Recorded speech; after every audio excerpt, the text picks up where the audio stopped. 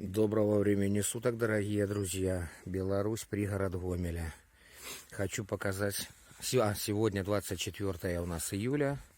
И хочу вам показать персик. Созрел уже. Готов первый сорт. Покупался на рынке как Red Heaven, но больше похож на персик Кондор по описаниям. Вот такие у него носики. Если кто поможет идентифицировать, буду благодарен на 100%, потому что, есть у меня сомнения, откуда у нас на рынке, скажем так, был сорт Кондор. Хотя по всем внешним признакам это Кондор. Очень большая перегрузка, друзья, очень большая.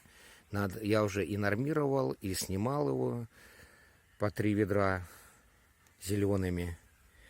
И тем не менее, все равно дерево перегружено.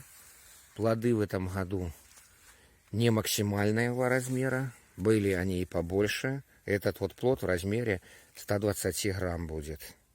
А первый год они, когда давали урожай, они были в размере 150, 180, но их было меньше, соответственно. Поэтому не жалейте, прореживайте, оставляйте на самом деле через 10-15 сантиметров плодик. Пусть он будет один, но на 150 грамм. Чем их будет два, по 100 грамм каждый. Внутри мякоть оранжевая, сочная.